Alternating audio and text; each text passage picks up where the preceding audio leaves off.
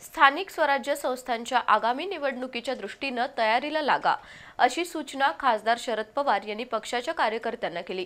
कोल्हापुरातील उजळाईवाडी विमानतळावर राष्ट्रवादी शरद पवार गटाच्या पदाधिकाऱ्यांशी बोलताना त्यांनी राजकीय कानमंत्र दिला। स्थानिक राजकीय परिस्थिती पाहून जिल्हाध्यक्षांनी निर्णय घ्यावेत, असंही खासदार पवार यांनी स्पष्ट केलं। खासदार शरद पवार आजपासून 2 दिवसाच्या कोकण दौऱ्यावर रवाना झालेत। पुण्याहून कोल्हापूर मार्गे सिंधुदुर्गकडे रवाना होत असताना खासदार पवार उजळाईवाडी विमानतळावर विश्रांतीसाठी अर्धा तास थांबले होते। यावेळी जिल्हाध्यक्ष व्ही.बी. पाटील, कार्याध्यक्ष अनिल घाटगे यांच्यासह राष्ट्रवादीच्या पदाधिकाऱ्यांनी त्यांचं स्वागत केलं। जिल्ह्यातील राजकीय परिस्थितीबाबत खासदार पवार यांनी चर्चा केली। आगामी स्थानिक स्वराज्य संस्थांच्या निवडणुकीची तयारी सुरू करा, पक्ष संघटन बळकट करा, अशी सूचना देत त्यांनी कार्यकर्त्यांना रिचार्ज केलंय।